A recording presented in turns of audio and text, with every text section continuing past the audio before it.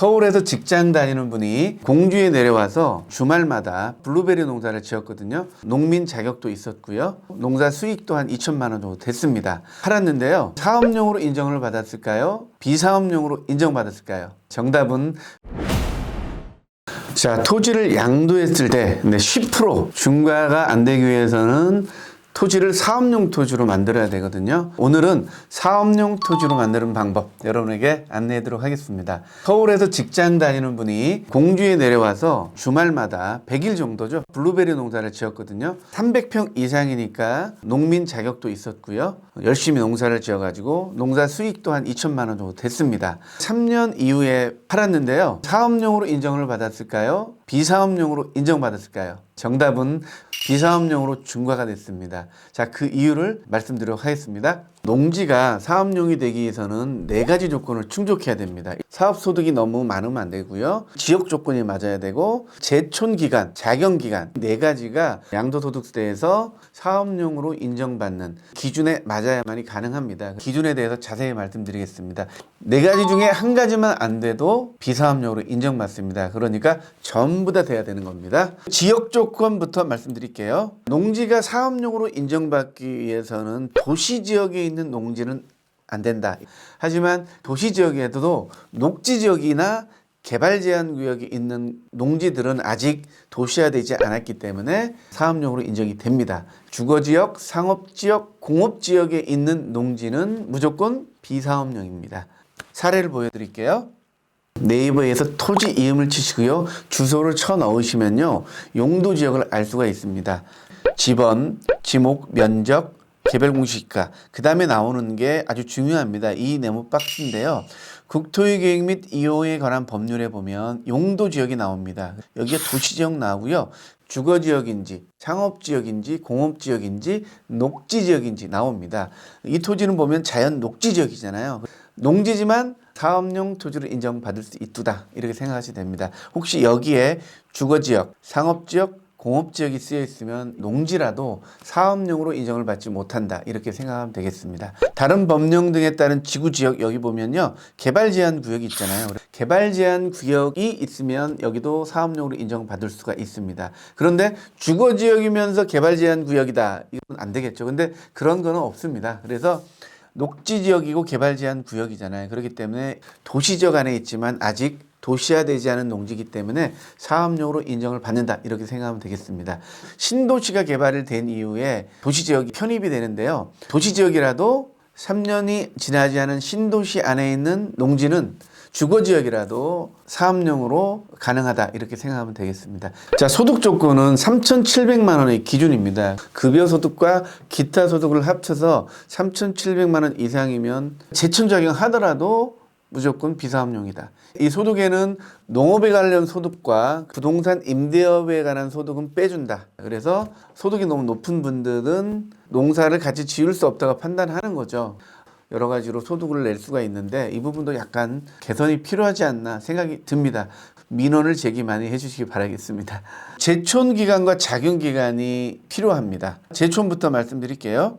보유하던 기간 중에 양도 직전 3년 중에 2년은 제촌 작용을 해야만이 사업용 토지로 인정이 되고요. 5년을 따질 때는 3년은 제촌 작용해야만이 사업용 농지로 인정이 되고요. 전체 기간을 봤을 때는 60%가 제촌 작용을 해야만이 사업용 토지로 인정이 됩니다. 제촌 작용 기간을 만족하면서 각각이 아니고 이 4가지가 모두 다 충족이 돼야만이 사업용 토지로 인정이 된다. 제촌 작용에 대해서 간단히 또 말씀드리겠습니다. 제촌이라는 것은 농지 주위에도 실제적으로 거주해야 되고요.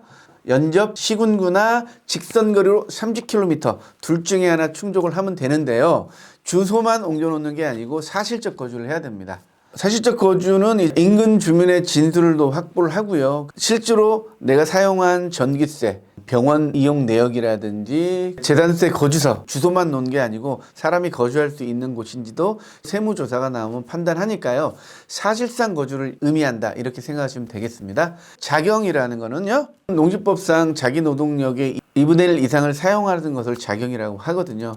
일부는 위탁 경영을 할 수 있는 거죠. 보수를 주고 사람을 써도 되는 거죠. 내가 주도적으로 일을 하는 걸 자경이라고 합니다. 도지를 주고 일을 안 하면서 농민 자경만을 갖고 있는 것을 자경이라 하지 않습니다. 제촌 자경. 실질적으로 농촌에 거주하면서 일을 하면 제촌 자경이 만족이 되는 거죠. 제촌 자경은 너무 어렵지 않습니다. 정리해 드리도록 하겠습니다. 소득은 3,700 미만이어야 되고요. 농지가 농촌 지역에 있어야 되고 양도하기 직전 2년은 제촌자경 해야만이 사업용 농지로 인정을 받게 됩니다. 자, 그리고 8년 얘기하는데요.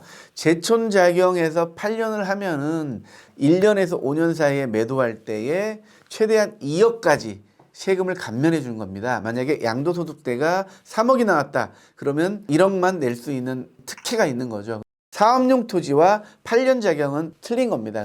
구분하시길 바라겠고요. 8년 자경 요건에 대해서는 다시 한번 안내해 드리도록 하겠습니다. 자, 두 번째, 제촌 자경하지 않으면서 사업용 토지로 인정받는 방법은 없습니까? 많이 물어보는데요. 바로 위탁 임대죠. 우리나라에서는 나 외에 다른 분이 농사를 짓는 것을 소작으로 봅니다. 개인 간의 임대차는 농지법에서 철저하게 금하고 있습니다. 농어촌공사 농지은행을 통해서 위탁하면 농어촌공사에서 임차인을 구해줍니다. 보여드리겠습니다. 자, 네이버에서 한국농어촌공사 속에 들어가면요, 여기 지역분부 현황이 나옵니다.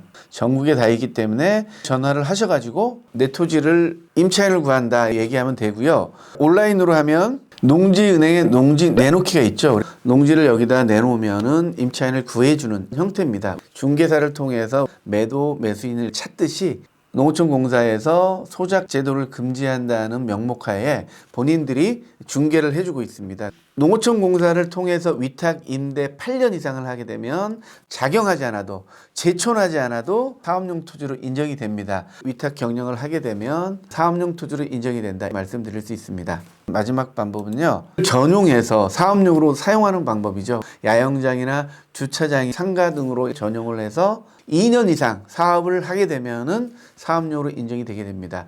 물론 돈이 들어가죠.